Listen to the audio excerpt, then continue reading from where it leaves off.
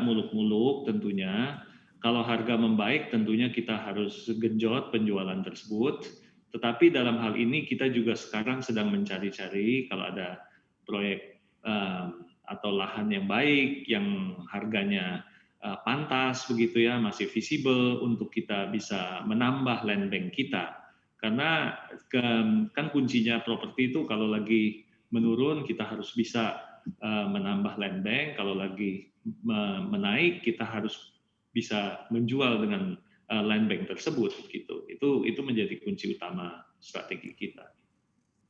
Daerah-daerah mana saja mungkin Pak yang jadi pusat atau jadi perhatiannya Ciputra nih saat nih Pak untuk menambah land bank? Kalau kita korelasikan dengan harga tanah berarti lagi agak cukup turun berarti ya untuk harga tanah saat ini ya Pak Harun ya? Ya, seperti saya sampaikan turun atau stagnan. Kalau daerah mana ya itu masih rahasia Maria. Belum bisa declare sekarang begitu ya Pak ya? Di Kalimantan gitu Pak? Iya, mudah-mudahan. Oh, mudah-mudahan.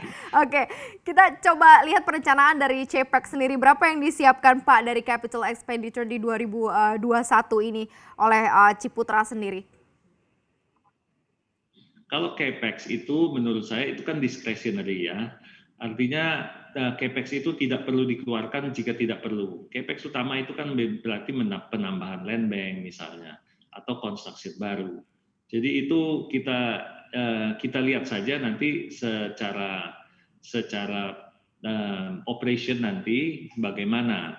Karena saat ini kita lebih suka membiayai dari equity daripada dari meminjam saat ini ya. Kita masih internal cash flow masih kita utamakan untuk pembiayaan tersebut. Jadi itu discretionary lah.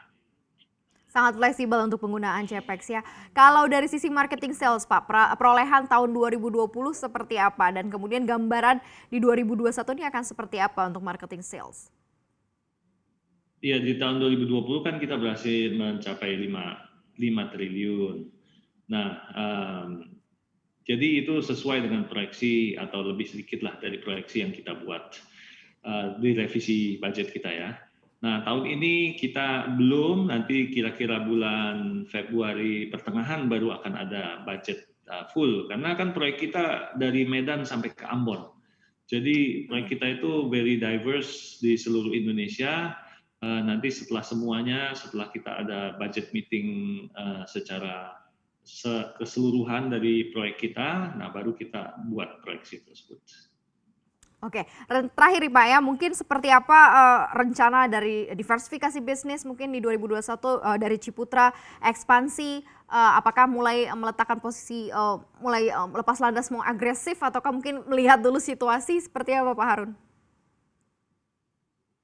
Ya kita selama ini expansion kita itu lebih ke organik ya, ke organik. Artinya begini, organik itu kita benar-benar hanya mencari proyek-proyek yang visible, yang we feel like it's good for the company.